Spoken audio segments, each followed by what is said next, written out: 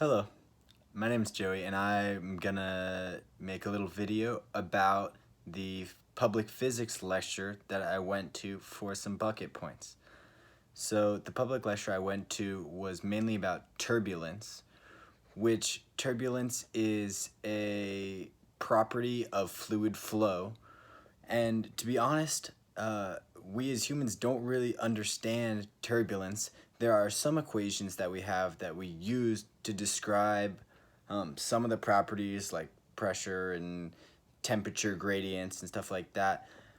The one that they talked about in the lecture was called the Navier-Stokes law. But mostly what the lecturer had to say was that a lot of the random behaviors of turbulence can be described by smaller patterns. Take a entire system of turbulence and it looks kind of crazy. You can't keep track of where one molecule is going, anything like that. But if you break it down into smaller parts, then you can apply mathematical models and kind of get a better idea of a prediction of, given this set of initial conditions, what will happen in the turbulent waters. Now, that all seems well and good, but it really doesn't summarize the system as a whole. So even though it's the best we got, it's definitely not the answer to being able to describe turbulence. I followed up on the lecture by watching a video on YouTube of a TED Talk about the properties of water and how a lot of the properties of water are still unknown just because it can behave in some really cool ways, like forming a bridge between two cups if you use an electric charge. And I guess that probably has something to do with surface tension. That's how they can make drops stay suspended on the surface of water too.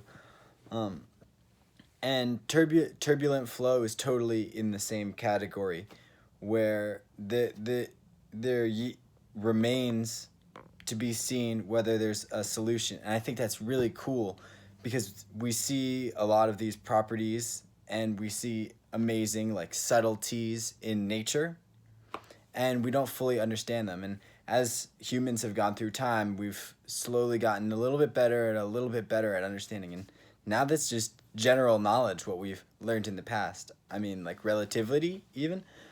So watching that kind of science progress and seeing that there are big questions, it makes me hopeful and curious. Those are big ones that I took away from going to that public physics lecture. Now, this relates to chemical engineering because, first of all, I had taken a class called Transport Phenomena, and that discusses the fundamentals of heat, momentum, and mass transfer. So we actually studied a lot about fluid flow there. And the main takeaway I had is that all fluid properties pretty much have to be viewed as gradients.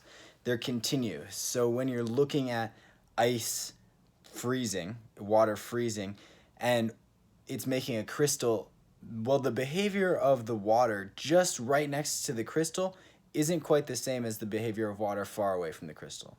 So those gradients kind of have to change the way that you look at natural properties. And you can even see it in the clouds.